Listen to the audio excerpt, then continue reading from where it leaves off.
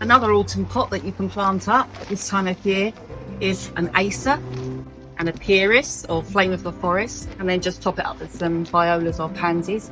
These Acers prefer ericaceous compost, and so does the Pieris as well. And ericaceous has like a slightly higher acidity than an ordinary multi-purpose, which is a little bit more alkaline. So they do prefer that, although you can put them in a multi-purpose and then just give them an ericaceous feed every now and again. But I prefer to put this in because they're off to a really good start then. Then when you plant them up, you'll notice this one's really quite red on the ends.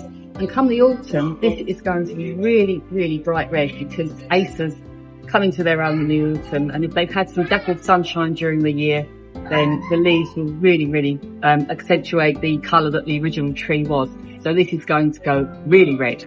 The Pieris will stay green all year round, and we have some flower buds on there. They usually tend to flower sometimes in the spring, but a lot of the time in the autumn, and you get some leaf colour change as well. And then your violas, of course, will go all the way through. So this pot should actually look after itself all year, every year, as long as you feed it and water it.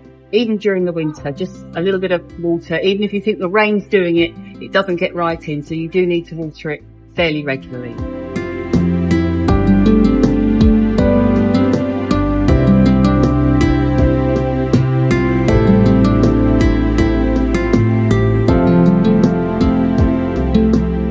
Okay, so we've got a larger spot here than we thought left over. So rather than just fill it with violas, we're going to put a little heuchera here, which will last forever, and some creeping thyme as well, which can actually cope quite well with partial shade. So it should be absolutely fine. And this will eventually creep over the side of the pot and give the pot some maturity as well when you look at it. So we're going to plant those up. Right, so if you plant this slightly proud, only very slightly proud of the soil, then it will stop the base of the plant getting a little bit too wet. So just like planted it just slightly up. The rest of the roots will get going, it'll be absolutely fine, but it just lifts it up slightly to avoid the wetness.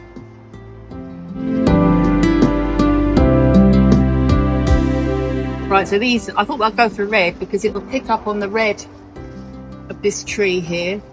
Eventually all of this will turn red, and these will really bush out. So you can plant them with a slight gap in between and they'll bush out really nicely for you, but you still have to remember to keep deadheading the viola, and that will encourage them to bush out even more.